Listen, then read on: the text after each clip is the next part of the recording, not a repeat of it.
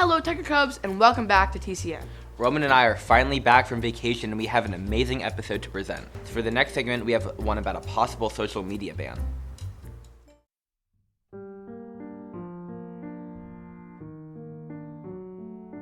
Social media. Almost everyone uses it, ranging from young children to old people. These days, you'll see children as young as 5 years old having newer iPhones and being on social media. But recently, U.S. senators have proposed a bill prohibiting any kids under 16 to be on social media. Known as the Protecting Kids on Social Media Act, the bill would prohibit social media and algorithms recommending content to children and teens. However, they could technically still access it just without an account. The act will bring websites and apps strict age verification, and individuals from 16 to 18 will need parental consent for social media. But this bill has also raised many questions. How would the age of children be validated? What would happen if they simply lied about their age? To answer, there is really no good way to avoid telling the truth. This is because you will have to upload your personal ID card and any other government or professional records. These records could include DMV cards and Social Security Administration records. If someone thought of making a fake ID or using someone else's ID, that would be a hassle, as you could end up in jail and get fined since you would be tricking the government. Both the Federal Trade Commission, a government agency, and state attorneys' general authority will enforce the act.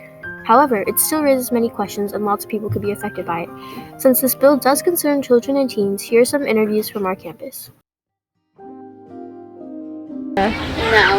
Yeah. No. Media. Yeah.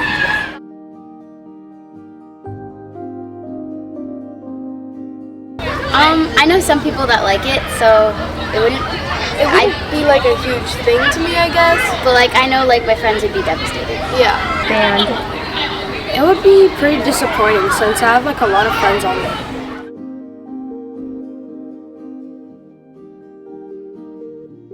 Well, I think it should be up to their parents and not up to a whole society. Yeah, I think that they are we're losing a right by having social media being banned. Yeah. Well, it's pretty reasonable because there might be some predators or doxers or some other hackers or something. But it's also a way to contact your friends and stuff. So I don't really think they should ban it.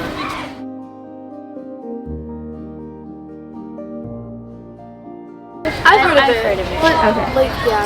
I haven't really thought much of it. Yeah. TikTok, yeah, TikTok. I've heard about some countries wanting to ban TikTok or something. That's all for this segment, Tiger Cubs. See you next week. Spyware technology has been around since the beginning of the internet. It's nothing new, but it's nothing to appreciate either. This new spyware has been all over though. It's under the name Pegasus. Using a technology that doesn't require user interaction, it tracks just about everything that you do in your everyday life on your phone. Messaging, calling, passwords, locations, app data, and even your microphone and camera. And horse, which means it looks like another regular system, but is actually a harmful data collecting malware. It technically began in 2011. It was first discovered on iOS by an Arab man named Ahmed Mansour. Mansour received a message of psychological manipulation, stating promises to information, then presented with a link. Mansour checked the most logical route and didn't click the link, but instead sent it to the Citizen Lab to get it investigated. If he had followed the link, he would have instantly gotten advanced spy tech installed onto his phone without his knowledge. Investigation has been continued for this malicious malware, and people came to find that over 36 countries are using this spy tech or have used it in the past. Even Spain, the US, the UK, Egypt, India, and one of the most recent discoveries of use, Mexico. This isn't new spy tech, it's still something to watch out for. Be aware of malicious links and ignore suspicious communications. Always be careful of where you're led on the web. Thanks for watching this week, hope you learned something, and I'll see you next time.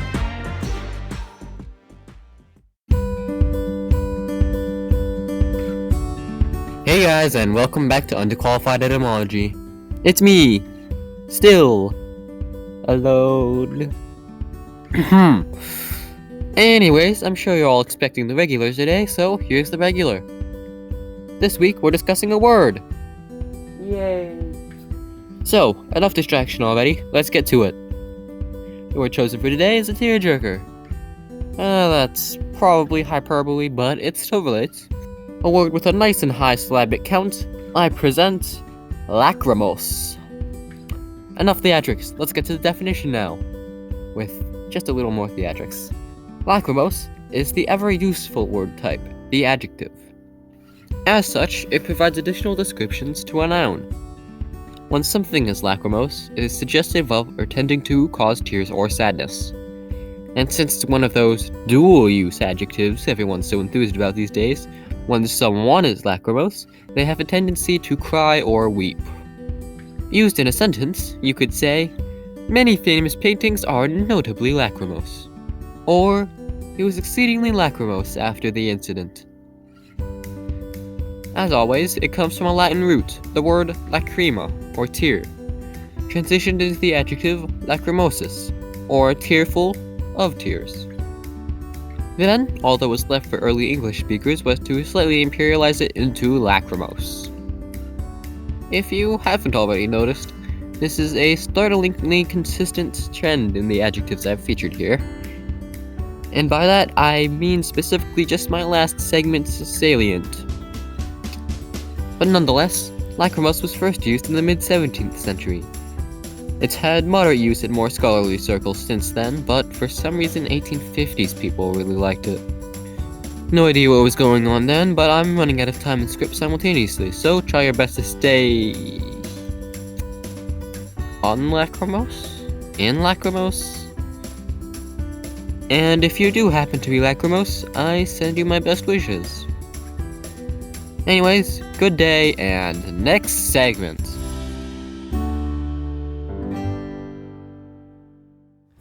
For the next super duper awesome segment, we have mythology. It's so sad it's the second to last one. And then after mythology, we have a segment about Memorial Day.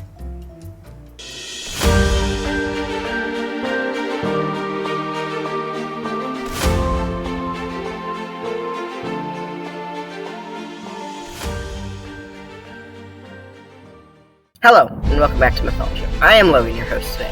In this episode, we will be talking about Prometheus, the Titan, god of fire and trickster. In addition, he was the creator of mortals. These creations were his favorite that he made, but when he saw them eating raw food in cold and dark caves, he realized the creatures he made were miserable.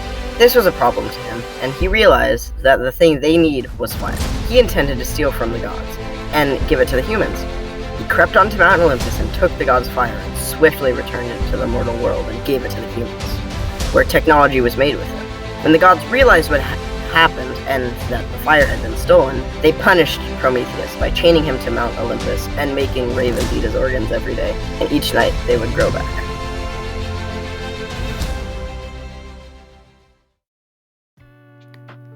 When the dust had settled from the war in 1865, more lives had been claimed than any other time in American history, causing the establishment of the first national cemeteries.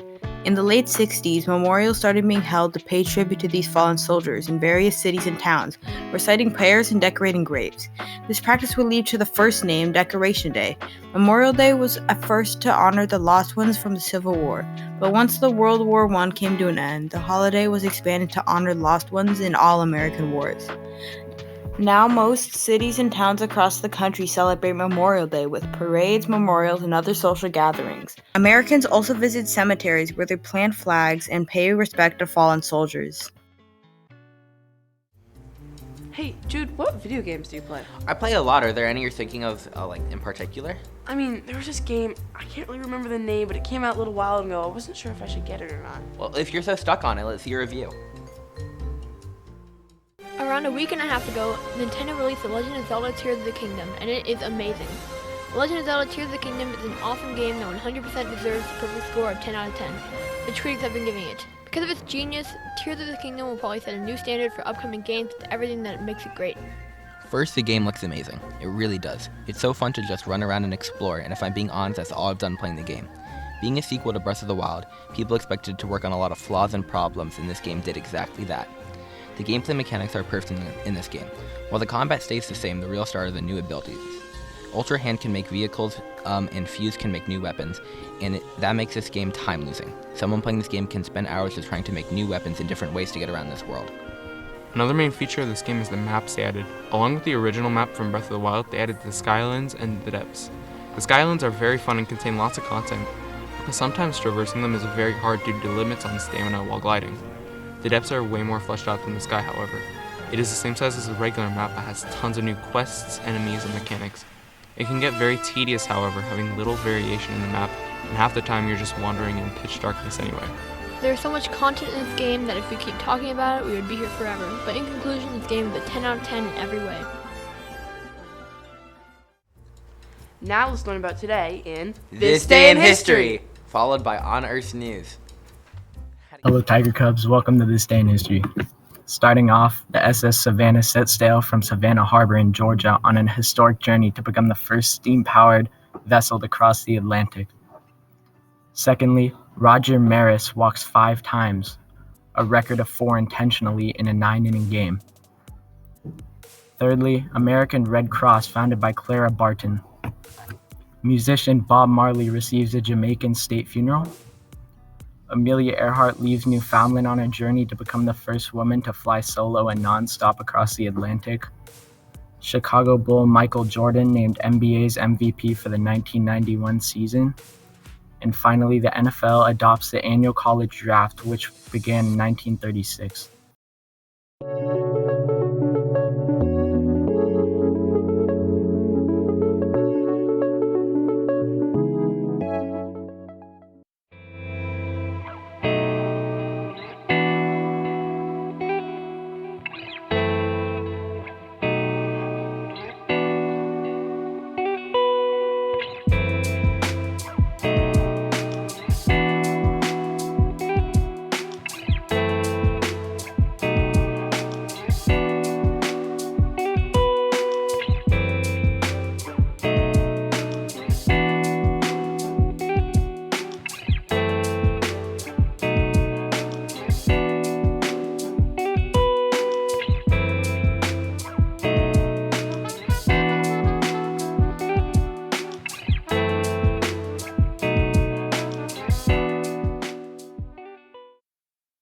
To close out the episode, we have a PSA. with trivia and what is following after. Hi at SPMS, my name is Lucinda Ernst. I'm a member of Green Club. I want to share a friendly reminder to all of you about how you can conserve water and why it's very important. If we take shorter showers and make sure our dishwashers are full when we start them, keep the sprinklers off, or at least to a bare minimum, and so on, we can further help the environment by slowing down the intake and use of Earth's resources that are slipping out of our grasp every day. If you want to do more, join Green Club, which meets every Thursday in room 107 from 2:50 to 3:30. We are dedicated to becoming part of the solution, not the problem, and we start right here in our community. Save the Earth, Tiger Cubs!